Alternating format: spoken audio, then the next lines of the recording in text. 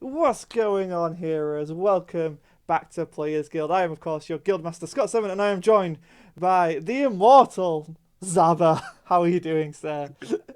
Doing good. Nice to be on here. It's great. I mean, you've already appeared on the channel in a cameo Yeah, form before, but now I've actually got you pinned down. Going to ask you some tough questions, some fluff questions, and just learn about what Nostalgix is.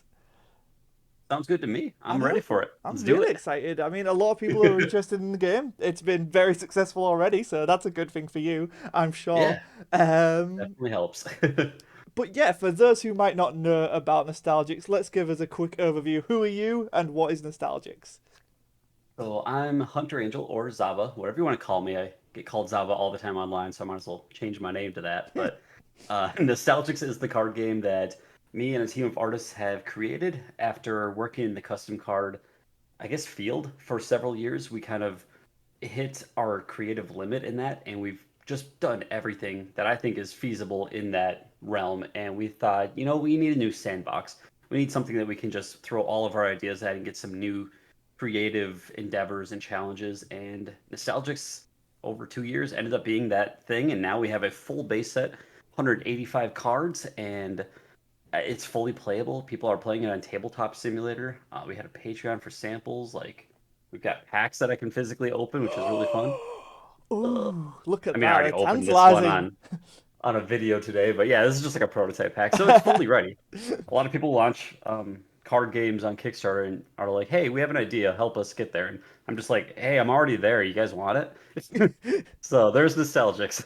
Yeah, I mean that's a pretty good one. I know you got the tagline of an interdimensional custom card game as well, and you kind of live Yeah. up for that. You've got things from the robots and the mechs, which are my favorite, Yeah. foxes, which are fantastic, and I've been playing with Uh, them recently as well because someone sent over Foxes are very something. powerful meta. They really are really good. It's surprising how well it all comes together. And Yeah. I really do like the whole mix and match of whatever you can kind of think of. And then you've got the whole hero aspect, which I guess we probably should mention before we get into this because I realized I didn't actually put this Yeah. down. But it is like the unique selling point of your game is I could technically be in Nostalgics. Like This is true. exactly. So if Yep. you want to explain that. Absolutely. So any of our officially printed heroes with their health and ability combination, you can essentially make a proxy card of any of those with whatever art you want on there. It can be from other properties. I don't care. Like, hey, that's on you. It can be a caricature of you with whatever art you want. And then you just put the hero ability and the hero health relating to one of our official ones, and it's tournament legal. Like, you don't shuffle your hero into your deck. So whatever you put on there, it's fine. Like, boom. You can even have a 3D printed one, or you can use like a Monster Energy can and just like put a sticky note on it. There's your hero. Like, I don't care. It's a hero in my book.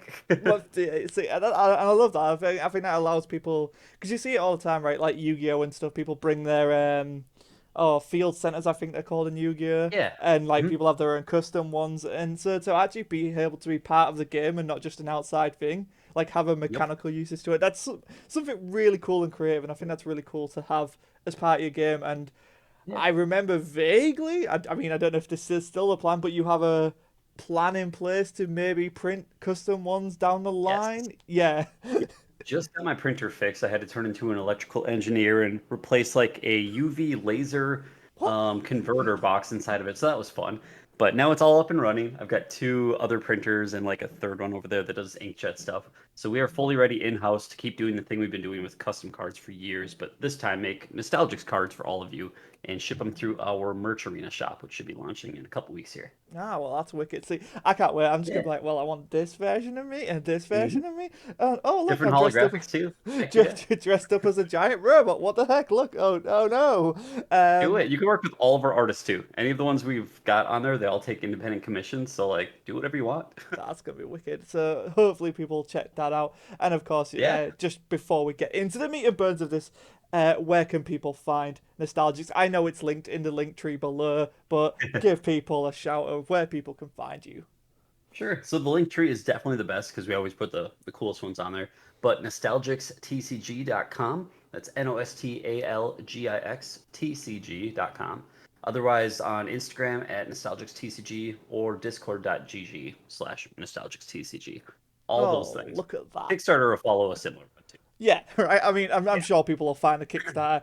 If one thing Right? I've learned, if just like in this deep dive of Kickstarter TCGs, this new generation of TCGs, as I like to call them, is people Hmm. will find them, and it's crazy. Like the amount of similar people I've seen in Yeah, different discords, and just like, well, if one person's found it, then the rest are coming. It's not even. pretty Which much. it's kind of nice. It's nice. There's a few good eggs out there in the community, which is great to see. I know Yeah. Reverse Eden's big on Nostalgix as well, which is nice because Yeah. me and him shoot things back and forward all the time. So there you go. I know he's watching it, Super so good there you go. dude. I'll give you a shout out. Um, Love you. Thank you for the support, man. there you go.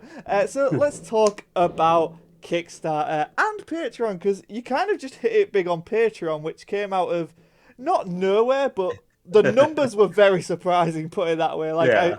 I remember when it first happened, we were just like, okay, yeah, that's modest. That's a modest success. And then in the span of a day or two, it was what 40K or something. I can't remember the number, but it We ended just up rocketed.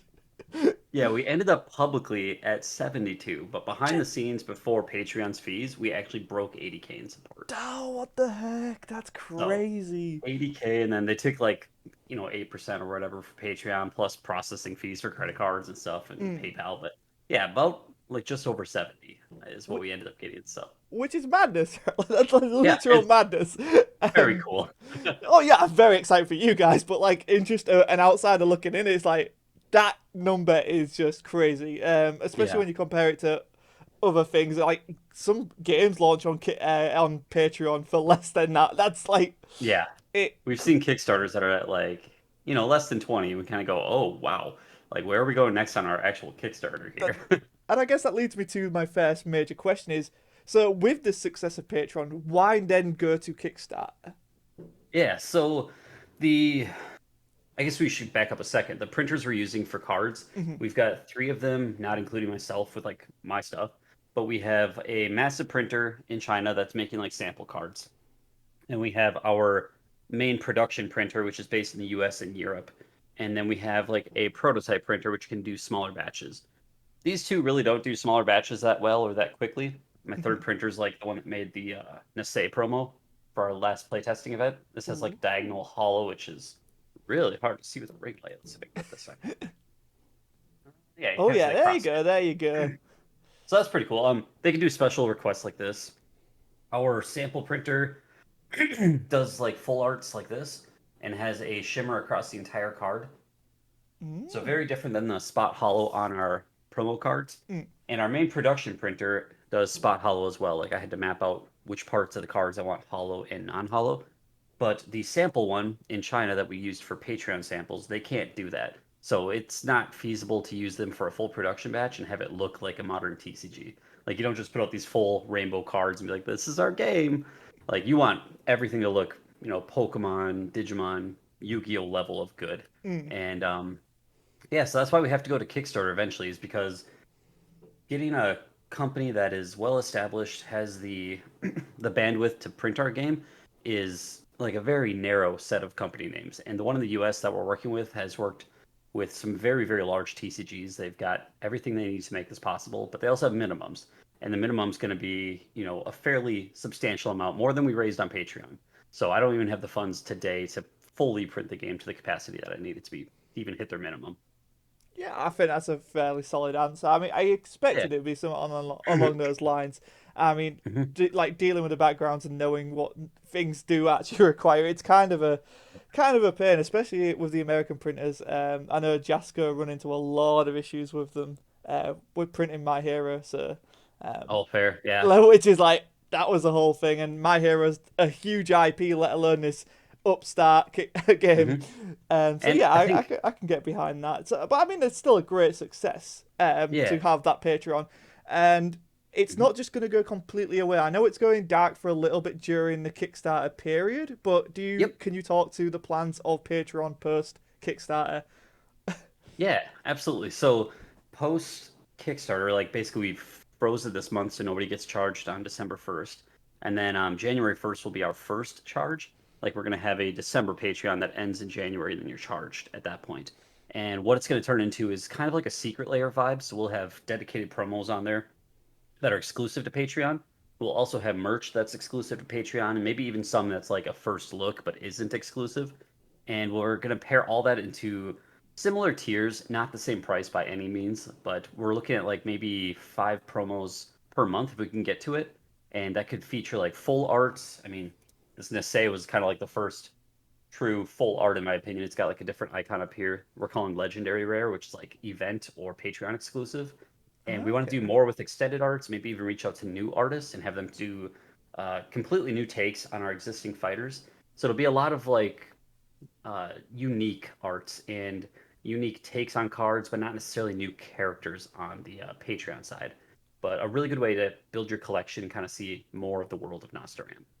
Which I mean that makes sense, right? Like, Yeah. and I know my big thing, and I've publicly come mentioned this with you is like mechanically unique, don't do it. But I mean that's one thing that Well, wait, where do I have those? I've got these merch arena promos that we're gonna launch with our merch store, and the first like 100 people that buy through our store are gonna get this, and it does have a mechanically unique effect. But we're looking at recreating that in future promos and future yeah. sets. But it's a pretty fun one. It's like all cards cost 1 less mana, so it helps both players significantly. But you'll be seeing that one quite a bit more. Oh, see, that's actually a really nice little incentive to get people to go to merch, and Yeah. uh, people are gonna be just waiting Oh for yeah. that. Like, what And time's they're it dropping? What time's it dropping? What time's it dropping? What time's it hmm dropping? Guys, it's they've got 4 golden a.m. in the edges morning too. here. Like Please just stop tagging me for answers. everybody's asking me about the Kickstarter. Like, when's it gonna launch? Are we gonna know ahead of time? I was like, yes, yes, yes. Patreon, email list, Discord. You're all gonna know it like first before I just generally post it to the world. And I get it. I understand because of this little bubble, this TCG, the new Yeah, TCGs are kind of in right now. Is like people want to be there, people don't want to miss out, and I understand that. I yeah. do understand that, but like it's Especially with literally limited like you're in the art. discords and you're following on socials. There's literally not much more you can do apart from be in Yeah. your brain to know, like. Yeah, it's one of those Knocks on things. door. Hello. Hey Zaba, is it live yet? How did you find my address? Like, Dude, I actually have the edit page for Kickstarter open on my third screen here. I'm just like, okay, everything's ready except for the story page. So ooh. it's basically there. I can't wait. I can't wait for it. So how are you gonna go about Kickstarter then? Like, not going into super in depth with like every tier ever and stretch goals, but like, is there a plan for stretch goals? Have you got tiers set out? Is there going to be limitations? How is it kind of going to unfold? Sure. I am literally just gonna pull this up and double Oh, check this here. I'm not gonna show it necessarily. So yeah, basically the structure of it is going to make sure I'm saying this right here. So we've got one, two, three, four, five, six, seven, eight. Eight different tiers. Um, the lowest one is one that I'm partnering with a YouTube level hero, and it's going to be an influencer with just millions of subscribers. I've actually publicly announced it before, but Unlisted Leaf. yeah. We're I giving was him gonna the say gold. I'm fairly certain you showed it Yeah, off yeah, yeah. in the video we So did. like I've done a mock-up of the actual box using like similar stuff. So there's the first look of me actually like making the box myself. I love the black and the red. That just looks really Yeah. premium. That was like, And then this would be black. mm, Eventually, this is just actually like a prototype box my printer sent me, but I put the outer wrap around it. So this will come with a promo card and 5 packs, as well as 4 D10s across the top.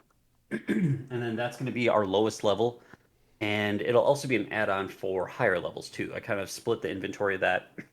I don't necessarily have a cap for this specific one, given the audience size of Unlisted Leaf. I don't want to be like 1,000, and then his 2.5 million YouTube subscribers come over and are like, I can't get one. Like, I don't want that to be a yeah, thing. no, that But the makes booster sense. boxes, I've got a limit on, and the starter decks, I'm not necessarily limiting either, just because, frankly, like, who gives a crap?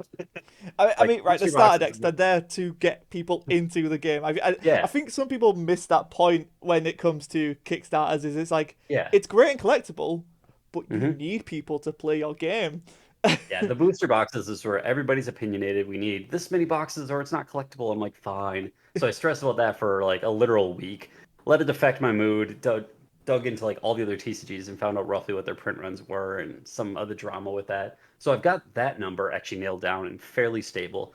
But the starter decks and the Ando box, because it's a unique box design, I have a minimum to print 5,000 of these between this box and the 6 starter decks. But that's really easy to hit with 7 different SKUs. So I feel pretty confident about that one. But the booster boxes, I'm looking at 5,000 right now. It could be less if the demand is less, but I have a feeling we're gonna hit that. So I can see it all being hit in the first day. To be yeah, honest, like there's a um, lot of people waiting for Nostalgix to drop. And is there any it's like just limitation on? I know because you can limit it per account. Like if like there's a booster box and then I can only get one booster box at a certain tier or something. I'm not 100% with how that works, but like so I do have it limited on like there's a front level I just want a booster box tier, but then yeah, on the back end there's actually an add-on for a booster box, and both of those are limited as to the quantity and the per person, like for the add-ons. yeah, So I've got that. Obviously, we've got like a case, so 6 booster boxes plus some of the hero decks, and all the hero decks are made as add-ons on the back end. But there's like 3 different levels. There's the Cluster Fox versus Divine Rule, the Singularity and Turnip Time, the Huntsman and Mystery Mako, because these decks were made to pair against each other. So we mhm. have like buy 2 decks, buy these 2 decks, or buy these 2 decks as like an add-on. And then we have playmats on the back end. We have sleeves featuring exclusive art. So everything that's like an add-on will be a Kickstarter exclusive kind of vibe to it. That makes sense. That makes sense. So I mean, is there Yeah, any Gamatron sleeves that I can ridiculously there spend a lot of money on? are. Oh, I oh, can't show them, but like oh. the Gamatron artwork that we featured is basically Gamatron Alpha. He's the first one that kind of like fought Sheikah in the lore, and he basically like just obliterated him, punched him in the face, and the damage was so powerful that it actually took out this Gamatron. And then our engineer guy in the game had to make the new Gamatron featuring all 4 parts. And that's kind of the one we get in base set, but this is the one before that. Ooh, oh. So it's going to be really epic artwork. I love how it looks, and I think people are going to like it a I lot. can't. Well, I can't wait. Screaming at the top of my lungs, hmm Gamatron! Avatar. The highest tiers, we are looking at doing something a bit crazy. Just in my research of the other major TCGs on Kickstarter, there's like 4 I'm comping. Uh, they've never really seen a force quite like Nostalgix, in my opinion. Like we are fully ready to launch, and I haven't seen a combination of that and just like the artist team that we have. So I have no idea what to expect for Kickstarter, other than it's going to be big. And we wanted to kind of go big on our tiers as well. So we actually have some that are significantly higher than other Kickstarters have been, but are still respectable for the price. So hopefully I'm phrasing that right. But it's we wanted to hit players and we wanted to hit like these investor whales that always buy out Kickstarters and kind of give both of them something to aim for. Yeah, I think that's totally fair. I mean, it's one of those things, and you kind of see it for all of these like subscription based models. Is like you kind of are incentivized to offer just something ludicrous Mm-hmm. on the off chance Pretty ludicrous. someone just wants to do it, and it's hmm weird because you see I've seen it on Patreon time and time again where you'll just have okay 50, 100, 200 maybe, and then a grand on, and that's on a low end. Like you got these big Yeah. production shows where they'll be like, oh, here's 25 grand if someone wants to give us this, yeah, it's sure. And it is just one of those things because there are people out there who believe in people and will just hmm do it. It's like YouTube were I've like, "Hey, you should really make this big tier," and I was like, "No, we're just gonna keep it to 99p." Like Like, I've it's seen like, tiers that are $3 just to get a promo, and I'm like, that's how you want players to be introduced to your game? Like just a single promo card? But I was definitely looking at specifically like D Spirits and AKORA have a minimum tier of booster boxes. And I like that because you are back in the foundation of the game and you actually want people to get cards. And I liked that as a minimum tier. So outside the Ando box, the lowest tier is a booster box. We'll yeah, have a couple that are early access with like a little bit extra money taken off, but not many. Most of them are just gonna be like that booster box price, and then everything beyond that is beyond that. yeah, and I think that's the best way of doing it, right? Because at the end of the day, Yeah. what people care about are the cards. Yeah. And you don't reach the I mean, technically, I'm needing like $138,000 to print this through my printer, and you don't reach $138,000 by offering a $3 reward tier. Let's be real. I mean, it makes sense. Like Yeah, it's kind of there, but yeah, I get what you mean. I get where you're coming from, and so I'll like probably put the goal less than 138. Like I'll probably just put it at 100 because obviously I've got some funds floating around from Patreon, so I'll be throwing it myself and throwing money into it. And honestly, if it looks like it's going to be sold out, I might have to physically back my own Kickstarter to get product for myself, which is weird. That is a weird concept. Yeah, I don't You're know if meant that's to have a possible, but buffer. You're meant to keep some for yourself, I right? might have to.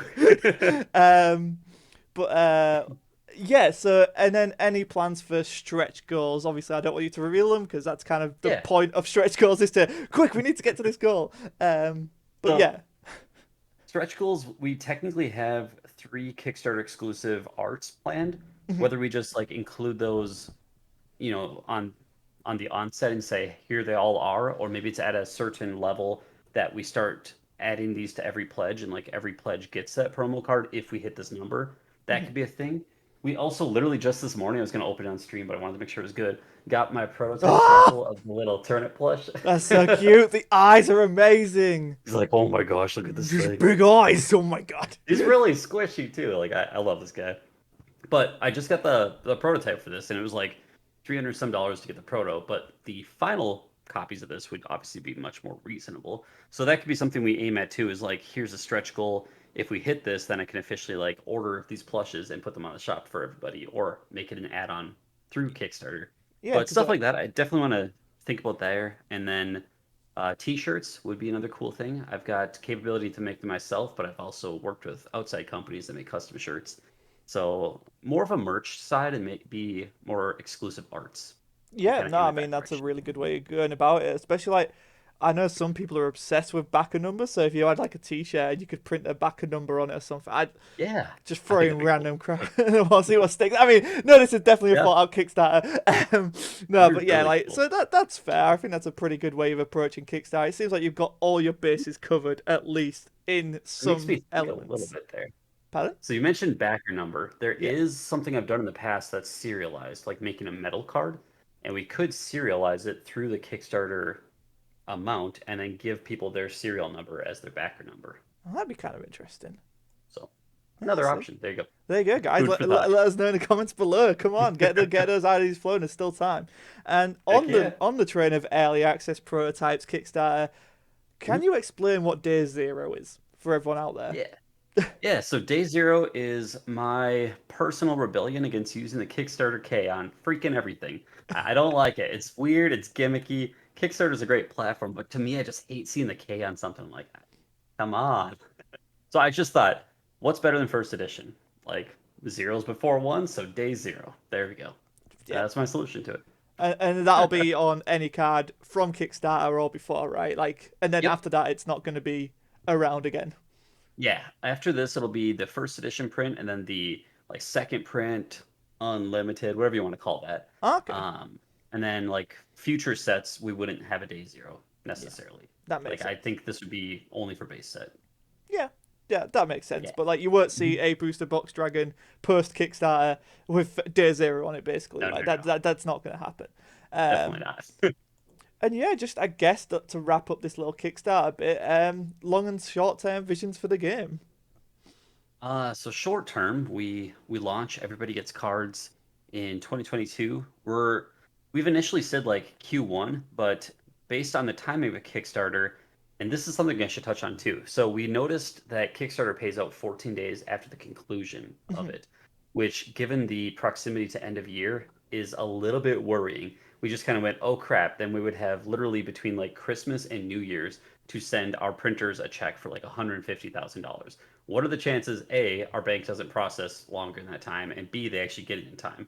So we might have the end of the Kickstarter literally be the first day of 2022 to ensure that the income from that is counted as 2022 taxable and not 2021. Because otherwise, we're going to get taxed on stuff we never have a chance to pay out. Yeah, well, So yeah. that's something that's indicating like the press of stuff. But once the Kickstarter launches, sometime in the first half of 2022, I'm going to say you'll get your cards, and then we want to start hitting conventions quite a bit in 2022 and meeting all of you. We're actually going to be at the LA Comic Con in December on the 3rd through the 5th. So going to more things like that, actually having a presence, getting the word out for the game, hosting tournaments, making new sets. We're looking at possibly like 2 to 3 a year, in addition to the Patreon every month. And Mhm. we really just want to keep this thing alive and well and really support it across for collectors and players. Yeah, I took the words out of my mouth. I was going to be like, oh, so what's going to happen with the convention series? But no, you already answered that. Fair enough. Fine. Get ahead of the message. So do you have, well, I guess, so it's still going to launch this month then? Yes. Originally I was like, crap, if it's gonna be a 30-day and it ends on the first, do I just start it the last day of November? But you can have a longer campaign than 30 days on Kickstarter. So I'm still aiming for the 14th of November to start it. If it takes a little bit longer, I mean, it takes a little bit longer, but it will start in November, and then I'm looking at ending it January 1st, 2022. And then that's gonna basically mean that I get paid out January 14th.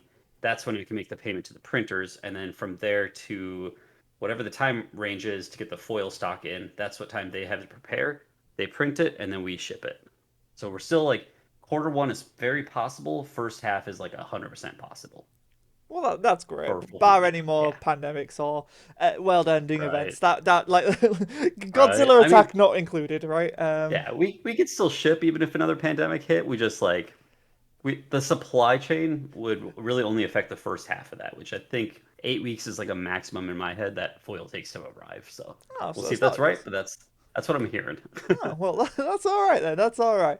So let's Yeah, take into the fun stuff. We got the admin out of the way. I know that was crazy. Like it was a good talk, but like I get in yeah, here, I get in to talk about gameplay because I've actually played the game now at this point, heck yeah, with various little decks and contraptions and feedback and testing. It's all good fun. But for yeah. those who are just coming in, just discovering this video, how does the game play? What is the objective?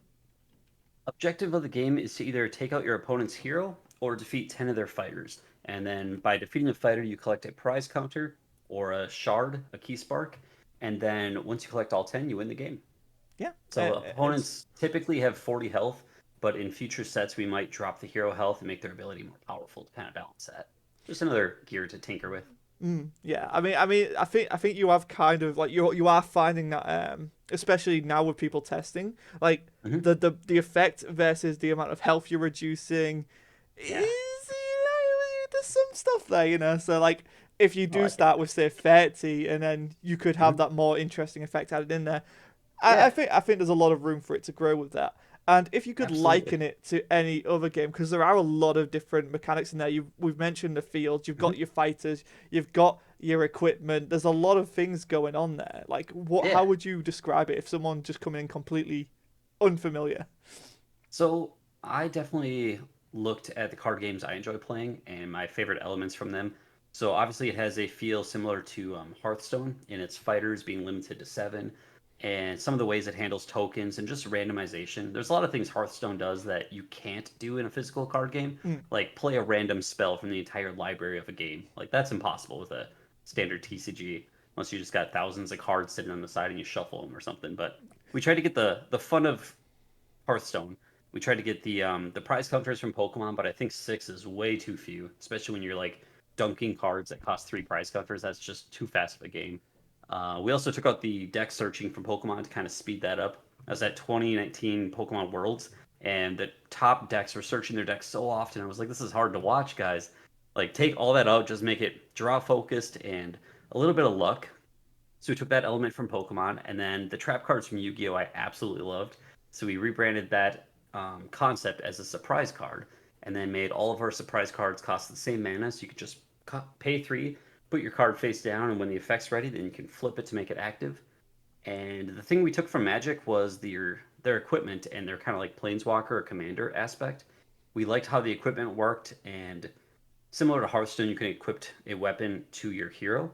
In Magic, you have like a huge depth of comboing with equipment and all these spells. And we kind of combine both that to make that something really unique and nostalgic. So I'd say those four games are the big ones we referenced. So Hearthstone, Pokemon, Yu-Gi-Oh, Magic, yeah, and and added some you of our can own flavor. you really get a feel of that. Like Yeah. it's like, oh, this feels familiar, but Hmm. with a new twist, especially with the mana system. I think like that's the one thing I love that you've taken from it and just been a Yeah. provider. It's just like I don't have to worry about anything being resource locked or like it's just Hmm. it literally comes down to your curve and how you're playing, and that really is why I like exploring the deck building in this game. It's why I Yeah. immediately went to Gamatron because you see that 20 and you're like, wait, how do you play that? And then you break it down and you're like, oh, that's how you play that. And then you're like, So okay, but how can I rush this out? The fun one with that is Gamatron Alpha for the Kickstarter. I'm thinking about making it a 15 cost, but you literally have to get to 15 to play it. So you've only got 10 on your mana counter, but if you have like Rosarine or certain fighters, you can actually go past 10. Hmm. And I want to make that like a goal for this card. You'd have to get past 10, get to 15, and actually like summon Gamatron Alpha the original way. And then it's got like a lesser power level, but it's still you don't have to combine 4 cards to make it. It's Yeah, a whole right. other approach Like to Gamatron. you don't Yeah. have to get all the four pieces out and then go. Hmm. Well, yeah, I could It's get gonna be behind hard that. though. Yeah. Oh yeah, it's not going to be easy by any Oh means. no. Uh, oh, that actually does sound like quite a fun prospect. Do Be it, and pretty then fun. obviously I will just happily take all of the Gamatron cards and test them for you. Yeah, yeah, Absolutely. yeah. You'll never see me again, but that's that's how we all go. Fair. So yeah, we've touched upon it. I've played the game. You obviously played the game as a creator. I know there's a few people in Discord who are very much dedicated to it. I remember the mana system got broken at one point. Looking Slightly. not Slightly. completely, not completely, Yeah. but Dick was a bit too fast. Yeah. So like, So how are we going about testing stuff at this stage? so at this stage, we've done a lot of internal testing using actual cards, and we found most of the things that we wanted to edit. At first was like draw speed Mm. and making sure you had enough cards in your hand was an issue. So we implemented some new arenas and added on just very strategic cards, draw a card, your opponent draws a card. It just like really boosted that element of it. And from there, it was more a how do cards work in combination to break the game. So I've been having Reverse Eden do a lot of like internal work trying to figure out how to break the game, how to use elements in weird combos, and luckily the mana break that he found was based on an older version of a card that I had already fixed. I was like, well, thank goodness we fixed this because basically extra life, you can bring a fighter back from the void, and that includes evolved fighters. So obviously, I always kind of knew like that could be an issue, and he used it in a way where you could bring back a fighter that attacks and gains health, and then you can sacrifice that to gain mana equal to its health. And then if you had multiple of those, you could essentially like scale your mana really, really quickly. But luckily we fixed it. Extra health, you don't have charge, you can't attack right away, so you're all set on that one. No more breaks there, but we're still looking to see if anything is too overpowered, and I haven't seen much so far. So I'm very, very hopeful that we're at a stable level here where everything's just working and it's fun for everybody. Yeah, I think like when we talk overpowered in terms of like if you look at this on paper, there are cards that just are overpowered, but in terms of how you get them on the curve, essentially, like they're not Yeah, coming out turn one, they're not coming out turn two. There is a fine balance to it, and for the most part, I think the game is in a very good place now, and that's great because you don't want to be turning up to the first Nostalgix tournament and I just go yeah, Gamatron turn one, let's go baby. right. And even Gamatron it has been beaten several times. At our playtesting event a couple Wednesdays back, somebody summoned him, and he had to hit a taunt token, and then was like redirected to something else with a surprise that was kept alive. And then they took out Gamatron the next turn, and it was like, well, he's really powerful, but he's still beatable, Oh yeah, and yeah. It's not that's like fun to I see. play him and it's Exodia time, but Hmm. like he is a It should force. be, but yeah, Like you should be prepared for that. yeah, It's yeah, all good. Um, I, absolutely. I just love it. I just love the concept of getting those four guys out and then being like, time for the big one. It feels so good. And then if he hits your opponent directly, like right at their hero, it does 20 damage, I believe, plus every single card in both players' void. So it's It's supposed to be like an Exodia level punch, but you can still block him or beat him, and yeah. it's a blast to watch. Yeah. It's a really fun dynamic, especially when you're going up against like I keep going on about because these are the two decks I've really tested. It's like the Foxes and the Gamatron deck. It Yep. is just like the dichotomy of both of them are so interesting and so Hmm. different. But Fox meta is so weird. right, I guess without explaining it to people and playing it to be like with people is very different. So we can sit here all day and be like talking about the Foxes, but once you get it True. in hand, I think you'll really understand how things come together. Like that, Yeah. I know that's very much us saying, well, our that game's good, obviously, but it's like no, like it's genuinely something to behold when you're playing it in person with the cards and Yeah. understanding why foxes are hilariously fun. Foxes everywhere. And like you can have unlimited tokens, so you could just have a cluster of I foxes. have many foxes. It's lovely. How many foxes do you have? I lost count a while ago. Yes. They're stacked now. We have stacked Yep. foxes. Foxes in boxes. Uh, Boxes and boxes and boxes. and so, where do you like? Obviously, I know we want to keep it mainly focused on base set, but Yeah. are there plans? So I know we've talked about it as well as like how Mhm. you're going to approach future sets. Are we just Yeah. gonna see new, or will there be an emphasis on, uh, like we said, upgrading foxes, maybe making them fire foxes, like, and Um, of course more Gamatron. Um, yeah. So for future sets, I think talking about base set, we kind of struck lightning in a bottle, in my opinion. mm, I've referenced a lot of these nostalgic, I guess, entities or feelings, and we've kind of made a character for all of these. When I made the base set, I basically came into it with the goal of here's a bunch of mechanics. Now, what's a fighter or a creature that kind of embodies that mechanic? And I'd like to do something similar in future sets, but reference a wider array of characters. Like I've got pretty good ones here where they feel like you almost know them, and I want to continue that, but also build on who's related to these characters in our world. So on the card Abducta, there's a little tiny star that he's like trying to chase after, and it's very much like a road runner and the coyote kind of chasing him through the old Looney Tunes. It's very much that kind of a dynamic. So we might even figure out like, what's the star's name? Like what's his actual deal? And stress toy. You guys will see these in a Patreon box. that's what you've been like the past week, just like, oh my god, will people stop asking me for Like print numbers? The uh game's not printed yet. or like Lucky Frog, there should be an unlucky frog, and that's Oh, definitely one that we're working on. an Or antithesis to it. That'd be great. Or like, where could we bring the foxes? Could they be fire foxes? That's a good one in itself. Like just the name alone, I love. Or making an evolution of Stack of Fox that's called Cluster Fox. Like, could we do that? There is just so much you can go with it, but obviously you do want to introduce that new element, keep the game growing, expanding the Yeah. world of Nostalgix, and Yep. I mean, it's not beyond the realm of possibility of other things, non-nostalgics coming in, and I guess Very much so. I'm teeing that up for you to describe as little or as much as you want to describe with that. So, being a multiverse, like our lore says that when characters, like either humans or the worlds we've created, so like Middle Earth, Star Wars, Marvel, AKORA, MetaZoo, Pokemon, Digimon, whatever, Temtem even, like when those characters fall asleep in their world, our main villain is pulling them into our world and kind of like taking them in this weird lucid state and plopping them in our world. So kind of have this multiverse feel. People are calling us like the Rick and Morty of TCGs, which like, yeah, absolutely. So if there's ever an opportunity to work with another creator that's made their own universe and they want to pull their characters into our game, even if it doesn't fit their lore, it fits our lore. So it works kind of to pull anybody into this and have an invasion, so to speak, where new fighters that you're used to in the real games could show up in our world and be cards that are playable and be really, really fun to see. I'd love to work with anybody who's interested right now. There you go, and I think that Yeah. is something that benefits these new generation TCGs. Like Mhm. that, we are for essentially they are all indie projects, right? Indie darlings, and Yeah. you see it when a lot of the time in the game industry, which is my background, where you've got indie developers, or like it's so uncommon that people really don't notice it, but like a lot of people will help each other out. There is a lot of Yeah. people's different codes in different game, and it's just Hmm. like it's that sense of camaraderie. Like we've had such a good status quo. We've had the big three. We've had up and comers like Transformers come and go.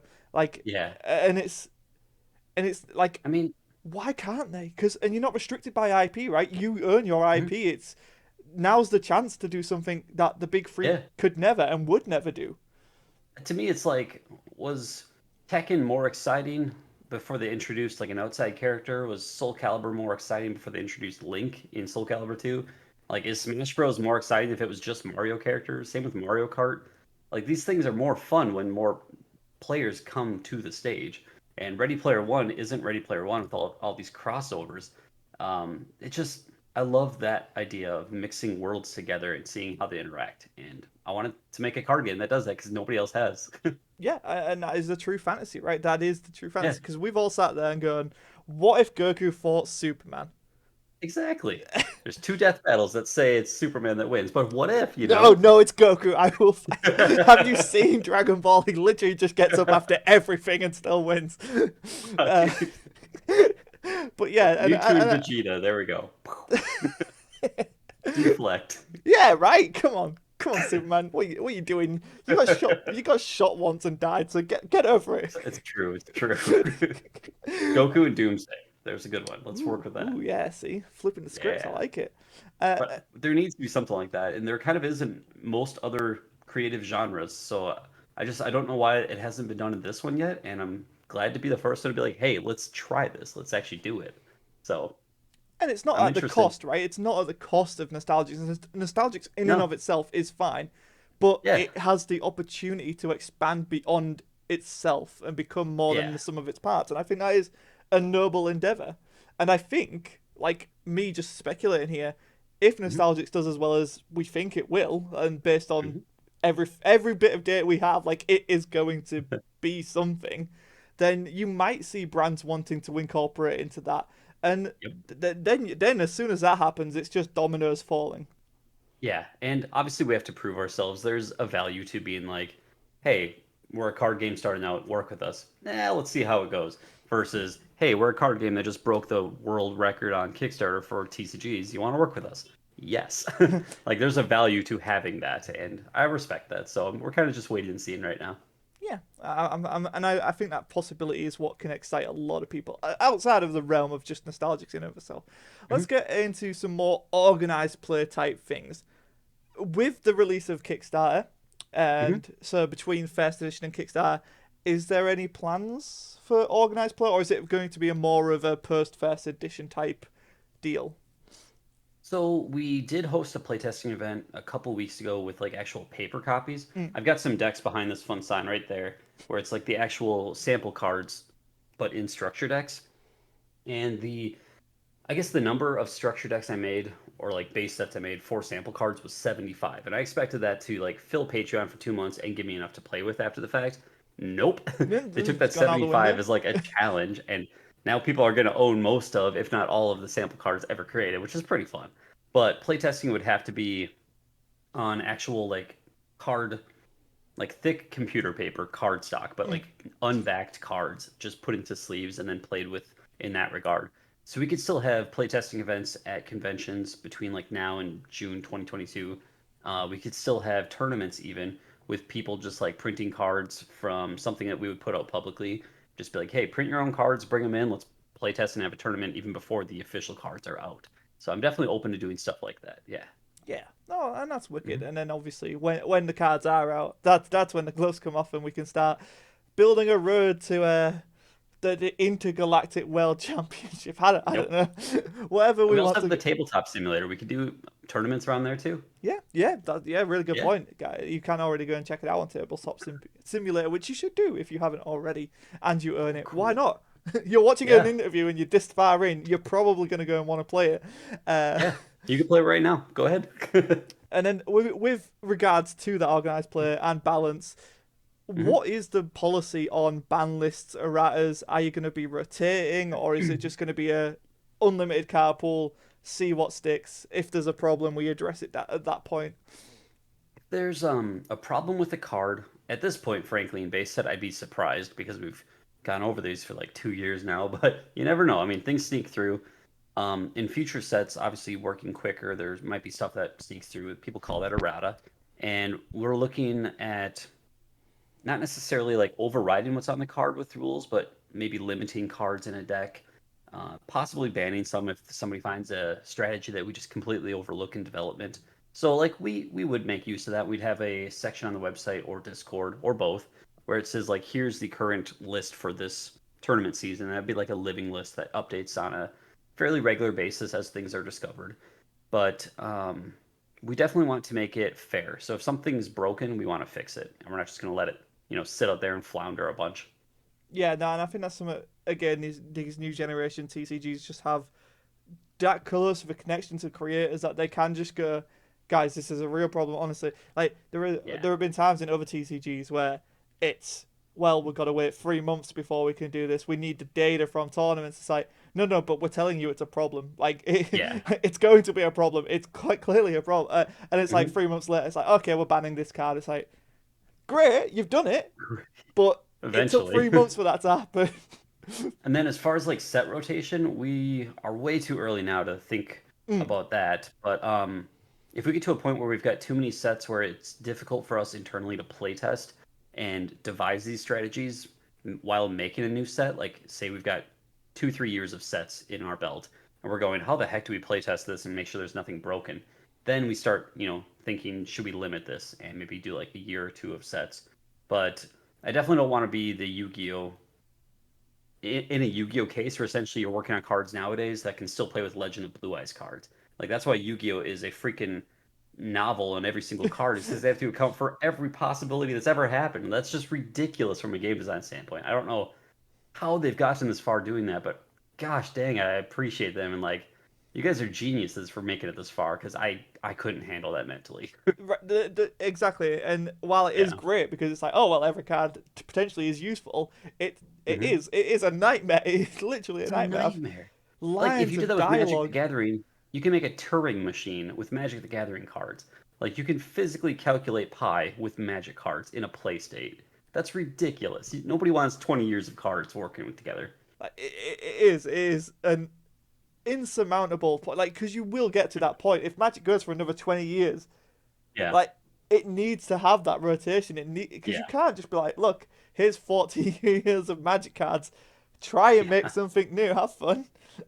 It breaks eventually. You have to power creep slightly and then like, yeah, it's insane. No, no, no, no. Fair enough. I mean, at least that's a candid answer, right? Like, and you Yeah. got to appreciate that. And I guess the Hmm. bit that everyone wants to know about is the collectability, and the availability of Nostalgix. So, how Yeah. are you approaching distribution of the game? Is it going to be direct to consumer, distribution, both? How are you approaching that? I think the the route we've gone so far is post Kickstarter. Right now, we're generating a LGS priority queue. So, like, we've got a list internally, and we're bookmarking websites as people contact us to have a priority queue for allocation for first edition. So, there's kind of two ways we can go about that. Because I mean, Kickstarter, that's gonna be whoever signs up, gets it. Yeah. But first edition is when you start talking about how are we gonna get the card game out. And for that one, you can go one of two routes. Either the Kickstarter makes so much money that I'm able to fully fund a pre-established first edition print of the game, which is kind of risky because who knows if the demand's there or not. It's going to be beyond the Kickstarter run. That's got issues. Or you can do a pre-order for the first edition print, which also has issues. You kind of have to balance between one of those two. And if we go the route of me just like picking a print run and then giving it to LGSs, then that involves like who's first, who's after. So we have a priority LGS list, and then we're going to make relationships with them internally at Nostalgix. We're going to have a team that like does these calls, forms a relationship, and that's the first position I'm looking to fill. Is like a relationship manager with all these companies that are going to be the ones selling our game and hosting events at their stores. We want to work directly with them and not necessarily sign a contract with the company and be like, you figure it out. We want to have that directly, but we also want to offer boxes on our merch arena for sale to individual users as well, Okay. to a certain limit. Yeah, yeah, of course. Like, not just gonna let someone buy out all of the stock Not and yeah, endlessly. yeah. Yeah, I think that's fair. And then, I mean, with first edition, do you have a set print number in mind? Obviously, don't need to reveal it, but like, or is it just going to be print Nothing. to the demand? Straight up, like no clue. We got Kickstarter right now. That's where I'm focused. I know That's that number. yeah, That yeah, number's at 5,000 right now, and I mean, based on how quickly that sells out and where the demand goes from there, I want to say other card games have done like 50K for a first edition print. I have no idea where that is for Nostalgix, but it's definitely something that post Kickstarter will be like front of my mind. And then as far as launching like a second set, we would look at doing that roughly around the same time a second print or an unlimited quote unquote, mm. which isn't actually unlimited, of base set happens for Nostalgix. So it'll kind of like launch the first edition roughly around that time. Okay, that makes sense. I mean, one It's thing like I it rolls as into it. someone who's been around and been waiting for an unlimited set of a certain card game to actually Yeah. arrive in the UK, and so I can actually play it and not wait for Yeah. a second set and then get scalped on that. Not naming any names, obviously. But yeah, so like hearing that and plan that you players first. I think that's the way to phrase it. It's Yeah. just you want people to have this in their hands. Obviously, there's going to be Hmm. that secondary market. Obviously, there's going to be the investors and speculators. Yep. They're a necessary evil to some extent. Um, Yeah. but And I think to hear the mindset of being players first is really reassuring. yeah, players first. I definitely come to the card. game industry. I guess I've always been here since I was like 6, but I've always been a player and a collector myself. Like I collect my favorites. In Pokemon, that was first like the Charizard. Then as I've aged, I've been like, okay, well now I want like every Umbreon card, or what's like a really rare card with an autograph from the artist, and I kind of get to that aspect of it. As your liquidity changes and stuff, you go, ooh, what can I get? What's my favorite card I want to get? Like I want a birthday Pikachu now. So you go out and you buy one of those, and like it changes over the years, but I definitely like playing games too. I've played Pokemon, I've played Magic, Yu-Gi-Oh, played Hearthstone. Got pretty far in that actually. So I've done all these. I'm looking into new card games and playing as many as I possibly can just for inspiration. I'd love to play MetaZoo one day. I've got a couple packs of that. Probably not enough for a deck, but I'd love to play it. So would I. So would I. I mean, if Right? anyone wants to let MetaZoo know the UK is actually a place on the planet, that would be great. Oh, Europe. Yeah, I want to get cards that too, like all over the world, and make sure our Kickstarter is going to be available worldwide, so you can, ship them anywhere. And the shipping is going to be charged after the fact using backer kit surveys. So, like, in our opinion, we're just selling you kind of the box. You're paying for the shipping and all that stuff. So wherever you live, we're going to get it to you. Yeah, so fingers crossed I can get in on that case action Yeah. of Kickstarter. I'll be there, day one. I'll be the one who's just messaging you at 2 a.m. in the morning. It's like, is it live yet, Zaba? I need it. Right? I need it. But then like investors and the other spectrum of it, I kind of see it as an extension of, especially when Pokemon took off, I saw it as an extension of like the cryptocurrency market and people looking for something quick to invest in that they can make significant gains in. And that's been interesting to observe and kind of like learn about. But I want to make it available to both because that is just the reality of TCGs nowadays. That it's not just buy the card game, play it if you like it. Where's my anime? Now it's like, oh, I can flip a box on eBay for triple the price in like 2 months, and who knows what that opens up for me personally. And I want to have, the way to support that, but also support players first and foremost. Make sure there's no product availability issues, I suppose. And when it comes to that secondary market and stuff, like Hmm. how I don't know what the wording would be. How How do do you you? counter scalpers? I guess right. Like Yeah. what is the plan there? So if I have my numbers correct, our Kickstarter box limit at 5,000 is higher than other Kickstarters have been. I think I've seen like 3,500 for one of them and less than that for many others. One was initially planned for like under 3,000, but then added boxes after the fact to get to a higher number for promotional. So we are on the high end of what a Kickstarter box limit is, but also on the back end, I'm looking at this right now. Booster boxes add-on limited to X number, but then if I go to edit, it says limit per person. And right now I've got it limited to 12 add-on boxes per person, which seems like a little bit high, but it's still far within the realm where if we got like 1,000 to 2,000 Kickstarter backers, we'd still be fine. Okay. So I think the solution is like we should have enough boxes, but also if we sell out, fantastic. Like we're gonna use what's out there, and then maybe we'll look at hosting tournaments with printed cards until like everybody has actual cards to play with. Yeah, I think that makes sense, right? Like, you are, I think, doing the best and walking that line, and it is like there are going to be stumbles and there are going to be learning curves Mhm. because it is one of those things you can't just come out and expect, well, we're the perfect TCG, we're going to make everything correct. Like, Yeah, I mean, I wouldn't trust someone if they came out singing and saying that.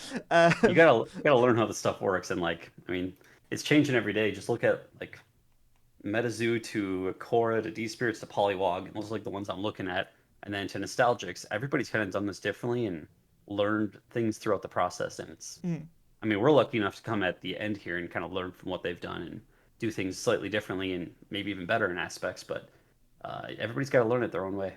yeah, and Yeah. it'd just be boring if everyone did the same thing. Like, Yeah. you have to have that element of competition, and I Hmm. do like how, at least for the most part, the games that I do cover here on the channel and the creators I end up talking to and I believe in, and so give them that platform. Like, Hmm. there is that sense of we are the fans of our own game. We are the fans of this community. We're not here just to exploit, and we're not here just to make a quick buck. And that's Yeah. really good to see, and it makes you kind of hopeful because you don't have to be the big three anymore.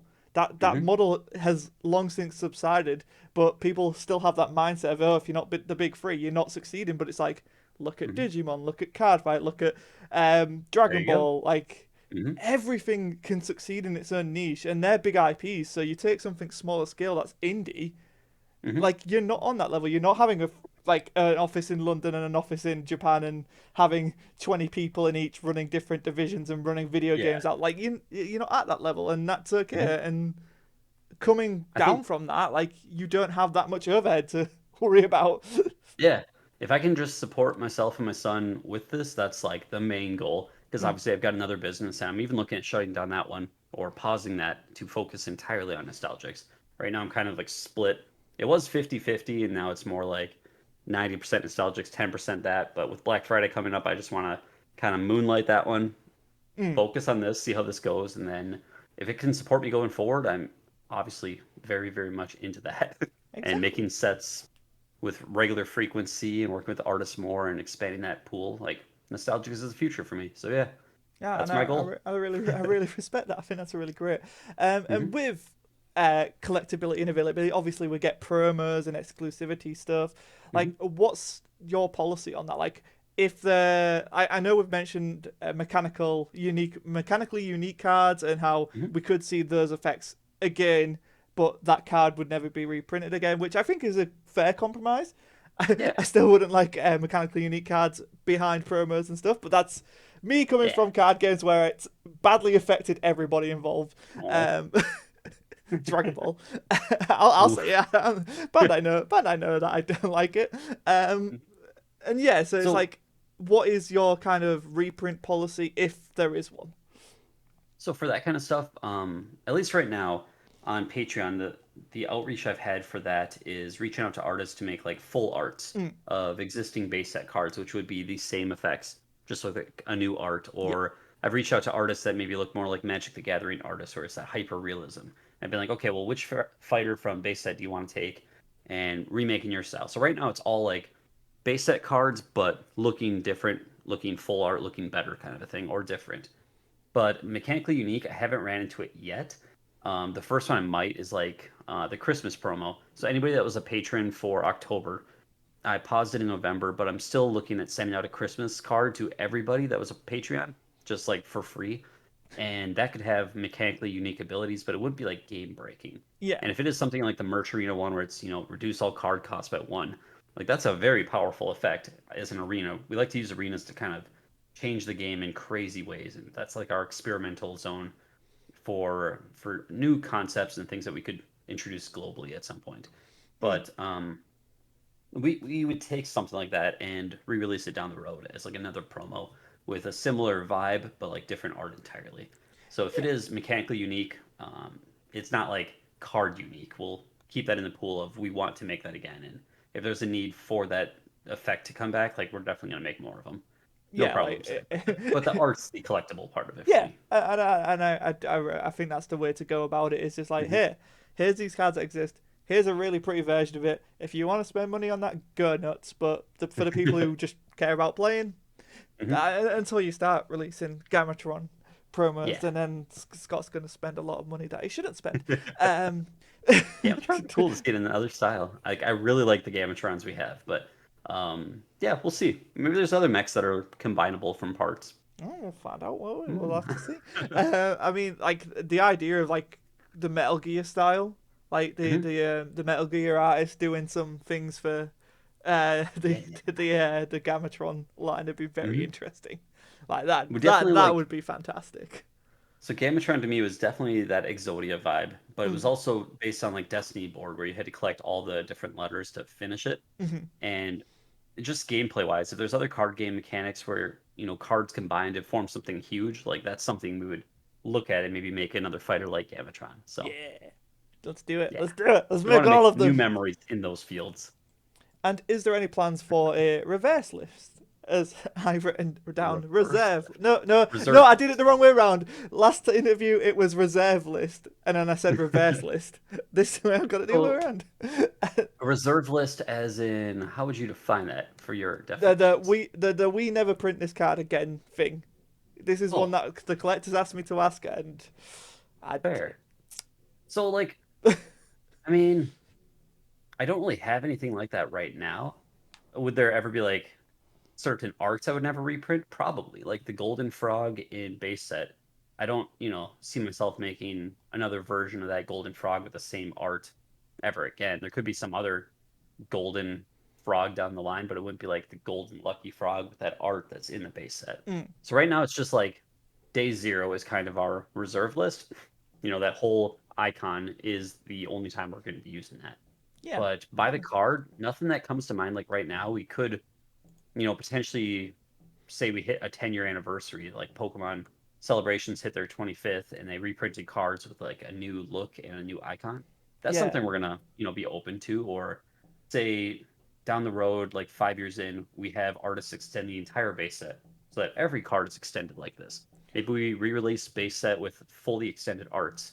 Like that's something Okay. I'd be interested in. And in Yeah. that case, I mean, maybe then we do make that lucky frog, but it wouldn't be the same card with day Mm. zero on it. So it's a case of never saying never, which I think is good. Like you don't want to close doors, Hmm. and then like yeah, I Like, I'm a firm believer in just like never say never because you never know yeah, what might happen in the future. and And like you even said, that idea of reprinting base set down the line for an anniversary, because you never mhm, know where Nostalgix is going to go. 10 years time, you might get a bunch of people who have never got a chance to play with the Blade base set cards. yeah, So Black Lotus got a reprint, and several. So yeah, there you go, guys.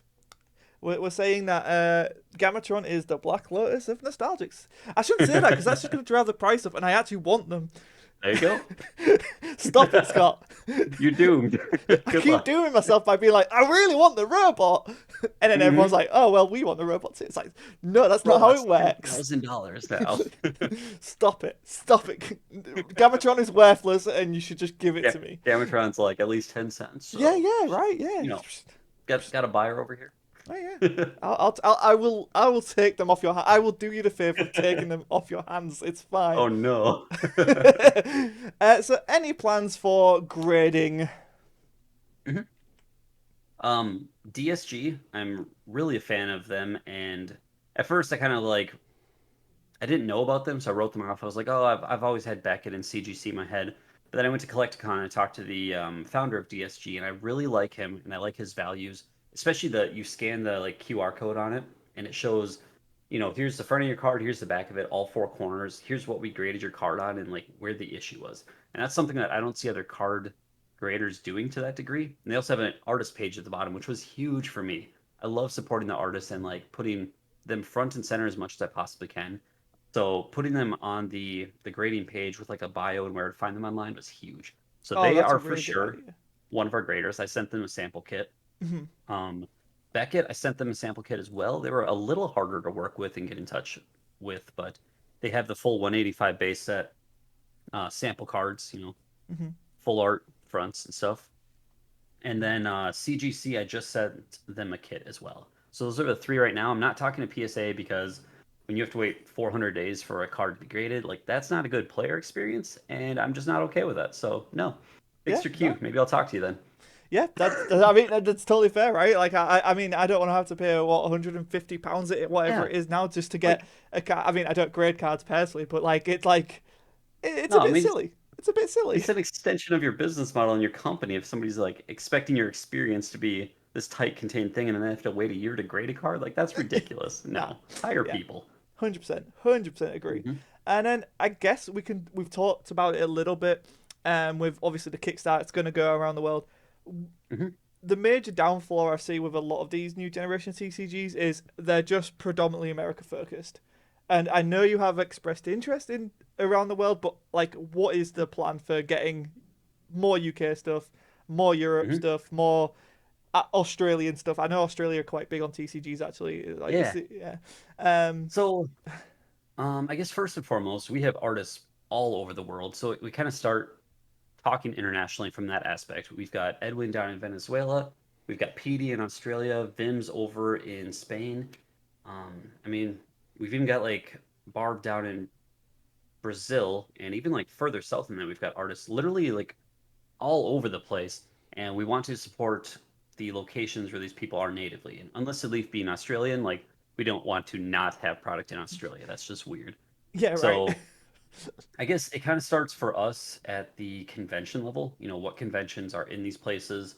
Is there an infrastructure for TCG in South America? I don't know. Like, can I figure that out? Probably.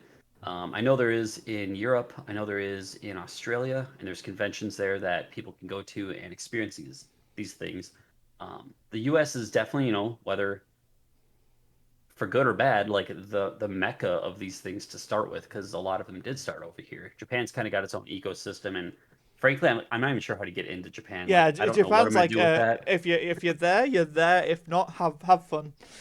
Yeah, like I'm just kind of letting Japan exist right now. I've got somebody that offered to translate, but like I don't know how to touch that, so they got enough going on. I'm fine with that. But everywhere else, I'm looking at how do I get involved. And Europe seems the most natural extension. Mm, Pokemon had a Worlds there, obviously in 2019. We haven't had one since, but Germany have I have a lot of fans in Germany that have been asking me to come over there. So, and then obviously if we have those, we can host tournaments in those locations. mm. And then as far as getting products there, it's a matter of our printer started in Europe and has locations in the US. So we'll kind of be looking at in the future, could we print some cards in Europe and distribute from there, and then print some in America and distribute from there. So you might even get your products quicker.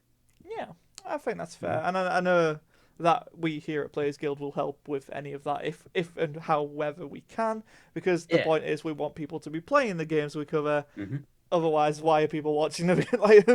Why Right. are people watching the videos if they can't play it, right? Yeah. And Canada too. We've got a lot of people up in Canada that want me to go up there, and I'm looking at conventions in there too. I've got a passport, so I'm ready. I I can know. pretty much go anywhere people need me at this point. Like I said, next year as soon as I can, I'm out there, and I'm sure we'll be doing stuff when I'm out there. Yeah, I can't wait for it. And so yeah, that's basically the collectibles and absolutely. stuff. And then so I'll just rapid fire some other questions that people have asked. Let's do it. Anime, manga, side media, any plans for that you can talk about? So under this fun little sign here, I've got like a 5-year plan for Nostalgix, and at some point in there, there is I want to make a manga. Obviously, I've got lore on the website now that we've been adding up Hmm, hmm. and getting heroes established and talking about the world in new ways that kind of give people new ways to visualize it. I'm very much you have to detail the world, and when you read that, you can kind of generate this AR thing in your brain where you're just like looking out into the world, and that's how I want to make it for people so they can see what it looks like, but then put it in comic form so people that aren't like that can actually see the world. And once you have a manga or a comic, then obviously people start talking show and anime. And I think that's something that we could definitely do. Even just like a slice of life in this world. We don't have to have some overarching Pokemon level story necessarily. You can even have miniature stories just featuring on a few characters and have them have an entire story arc without hitting all of them like a collect them all kind of show. Mm. So there's a lot of different ways you could go about that, and Yeah, I'd I love to think see some of those like hero stories because that's one thing like I remember when we first did touch base, like you literally just released the first story up on the site, and then I Mhm. was there just like, oh my god, oh my god, oh my god, oh my god, just reading it, I and I'm want to like, make more of those. Like I yeah, definitely the next one's gonna be Lucky Frog Merchant, at least in my head. That's probably gonna be the next one, and it's gonna feel a lot like just the law of attraction but embodied. So she walks around this market and just stupidly lucky things are happening. Like a knife flies past her, hits a bag full of like these fruits, and they fall into a basket she's holding. Like crap like that, just I constantly. love that, I love Yeah, that, like proper Rue Goldberg, like things are just gonna happen, and then just like, yeah. oh, okay. I love that. I love that. Like, And then yeah, a short about that, like just like a 2 minute short to introduce yeah, the character would be fantastic. Like, like almost on the level of like when you get in a MOBA and they have new character reveals, right? Like, there's mhm. nothing from I think saying that you can't do Overwatch that for 2 minutes. Overwatch, yeah, Overwatch Overwatch is does a it. good example. Like you just get these character moments, and it kind of defines them, and they don't have this overarching, movie or TV show, but those moments really give you that world building that you need to feel Mm. connected to these characters. And League does that really well too with their music videos. I'm obsessed with League of Legends Oh my music. god, the music So videos are so good. Like, good. I don't even play League, but every time they drop a music Yeah, video, you just kind of stop and pay attention to it because you're just like, that's yeah, really impressive. and then really good. and you get people who have never played League, don't even know what it is, listening to their songs, and then you're like, Yeah. that this is it's wild. The world is just a Hmm. crazy place with crazy Like ideas. Aplith in particular, her design and her void rare. I was watching the villain music video from KDA, and I was like, ooh, there's a part where what is it? Evelyn in their world is like behind a screen, and she's got her hands going on, and they look like tree branches behind a screen. It's really like weird, fleshy, and gross. I was like, that could look like a tree if I like sprouted it out. So I definitely like when I'm watching stuff, I'm even incorporating new things into the nostalgic feel of our universe and getting inspiration everywhere. So I love that kind of stuff. Yeah, that's wicked. So that's a Yeah. good thing. We've already covered crossovers. Yeah, Mhm. just like you've already given them a shout out, but again, if you want to just give the artists a little bit of a platform, a bit of a mention, because they are very talented and they have some really good looking cards in this game. Ha. So obviously, I mean, we've got, I want to say 8 artists on base set. We had some more, but we've kind of like trickled down and really focused it. Some of the original arts from artists, we had other ones kind of rework and then they work together on. But Vim Art, Petey, Edwin San, Rush for Tacos, Trainer Mats. There's a guy named which is so hard to say. Bo Leahy, like all these ones, I even made some artwork myself on an iPad. But we're looking at expanding our artist pool and hitting even more people that I've worked with in the past. I've got like 50 I've worked with on the Zaba side, and a Mm. lot of those are card extenders. Some of those are people that can make, their own fighter from scratch. So I want to pull all of them in some way or form into Nostalgix and kind of expand this world of artists. But I mean, even Pokemon, I don't know how large their artist pool is, but I feel like we are the closest to them of any other card game I've seen. Because like 50 plus artists is pretty massive. Yeah, it's more than a lot of people would think. Um, Hmm. Art teams are very And then small. like I Throw Trains did the Owl series and he makes t-shirts too. So like even some of the artists work on multiple different avenues of things and I want to coordinate with them not just on cards but on like merch that we do. Stuff like that. Yeah, get some really cool merch, like with like the art, like just not just printing the card on a t-shirt, but like Yeah, going crazy with it. I can respect that. That's really I think cool. it'd be cool. That would Yeah. be really cool. Hmm. Um, and I think have we got anything else we need to ask before we get out of here? I guess we can talk about the influencer promos. We've mentioned Unlisted Leaf. Hmm. He's the first one. You've shown him off in all of his glory. Um, Yeah. It's yeah, pretty good. it is. And so if people are interested in becoming an influencer promo, what is the process behind that?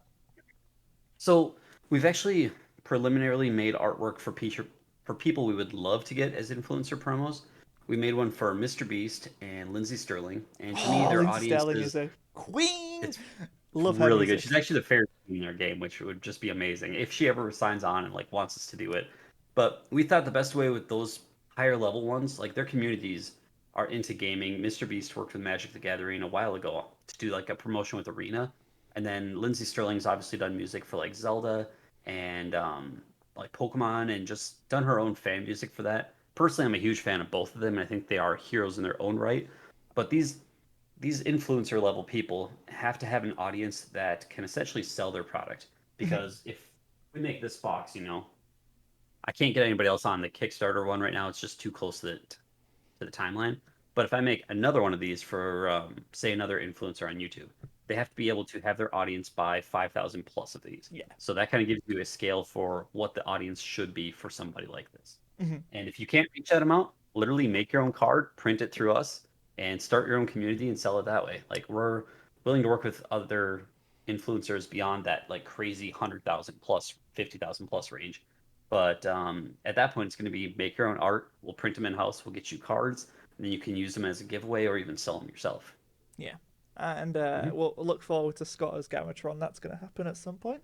We're That'd be not at the we're amazing. not at the beast level yet, but you know, I'm Heck definitely yeah. going to be messing around with the custom heroes thing. I think you Yeah. can just open that to a lot of great potential for just even people entering tournaments and stuff. Like Yeah. it's so good. Like it really is just a built-in like way of just been like, you know what? Here's something unique. Here's a part of this TCG, and it's yours, and it's part of it. And I think that's a really good Yeah. And thing to have.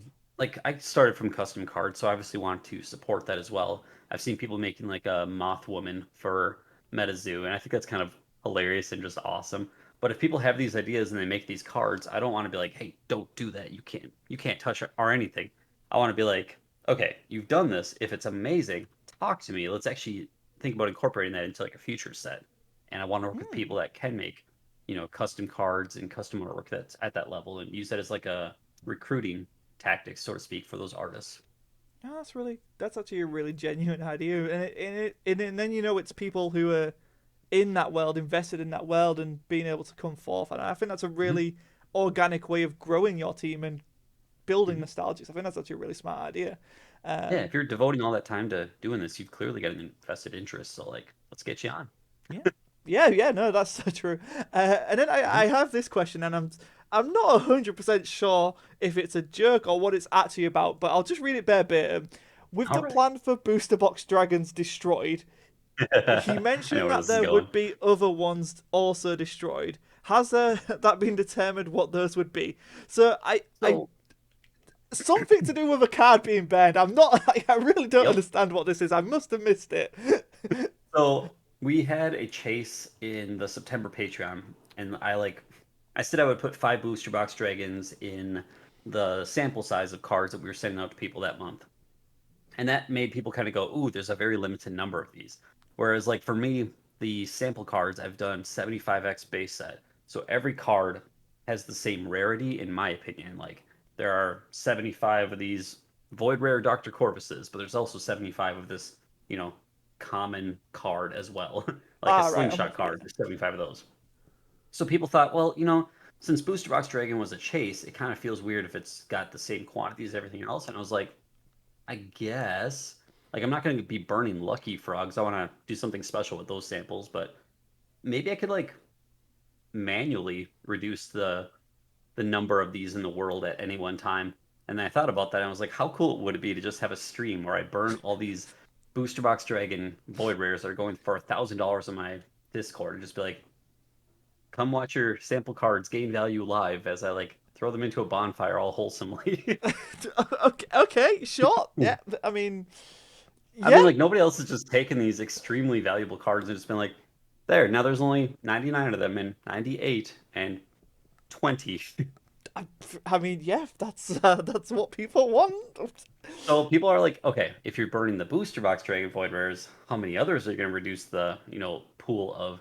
And I will say on our Discord, we have a channel that says like card library or like the print library, and that's a living list of everything I've printed and what the quantities are, worldwide at any time. And I want to continue doing that as transparently as I can in the future, which I think is something other card games haven't necessarily done.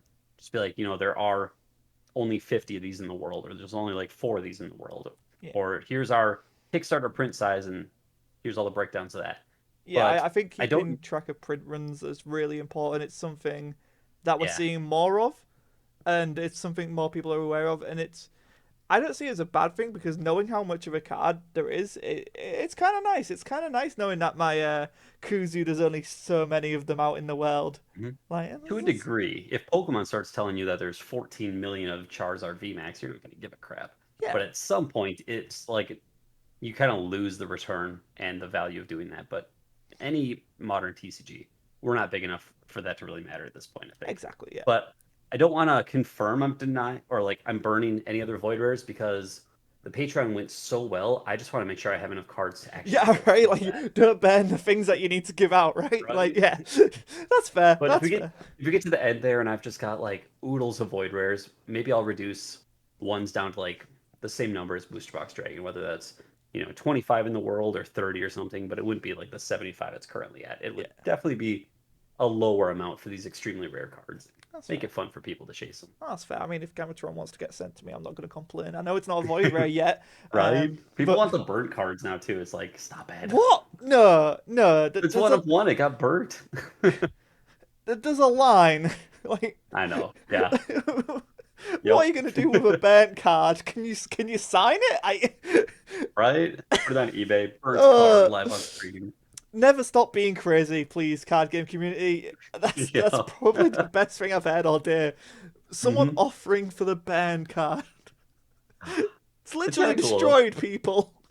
Yup. I made Uh, sure I ripped the first one I burnt. Like I did one of them in just like a kitchen pot over here. And I was like, okay, I'm gonna rip this one in half afterwards so nobody can actually ask me for this. But uh, that's. I don't think I can get past that. it's weird. It's a weird thing. So I guess my final question before we get out of here: me Yeah. versus you in a webcam battle early next year. Let's make it happen, shall we? Yeah. Let's do it. There you go. Whether it's here or like tabletop simulator, I am game. Yeah, I know. It's Absolutely. got to be there, and we'll figure out some stakes. And yeah, I'm throwing the challenge Absolutely. down to you well, technically across the internet, but I'm throwing the challenge down, and it's gonna happen. Let's do it. Yeah, And then they if people ever do make gameplay videos, I've got like a press section on the website that has a downloadable folder with all these icons that you can use for like video overlays. so So if you want like handy, a logo up here or like so elf characters, handy. all out there. It's real good. Go and check out the press. I think my video is still in the press section as well. So go and give me more Yeah, views. Wow, that too. This one will probably be in there too. We'll have two that's of them, crazy! Like now it's just meta. What's you're on pretty this much. page and you're listening to this video? Like what's going on? So yeah, Heck yeah. thank you for your time, Zab. It's been amazing. I've had a brilliant chat with you. I think it's been a lot of fun. Hopefully everyone will get a lot out of it. Absolutely. And Yeah. yeah, so where can people find more about Nostalgix? Click the link in the doobly doo, as people call it. The doobly doo The is the link tree down official there is term. really going to help. Yep. Otherwise, nostalgicstcg.com. Hopefully, this isn't mirrored like things do, but Oh, this this, looks good. It looks good. this tcg.com. Boom. And otherwise, our Discord is like the most active place for us. We've got a giveaway going on Instagram right now for this Shiga full art void rare, which Very is really fun. nice. That's like the Pillars of Light production level foil, so that'll be fun. And then look forward to the Kickstarter coming up in the next couple weeks and running through likely January 1st, 2022. Yeah, that's wicked. Yeah, Yeah, which that answers the Kickstarter available date. And any final things you want to add, Zaba, before we get out of here? this thing is really soft, and I hope all of you one day get to feel one. It's so cute. I expect mine in the mail for saying all the nice things about it. I sent it Cool. to my girlfriend Jennifer, and she was like, "I need one." And I was It's like, so "I've only got cute. one." Get them all. Gotta catch them all. Right? Oh, But yeah, I mean, pretty soon you'll be having a booster box yourself, so look at that. stay Look tuned. at that. There you go. All right, Yeah, guys. Thank you for watching. Please go and check out Nostalgix. Thank you to Zaba for joining me. If you haven't already, absolutely. hit that like button. If you're new here, hit that subscribe button. And of course, keep it tuned to Players Guild and Nostalgix for more autumn card game content. Bye, guys. See you then.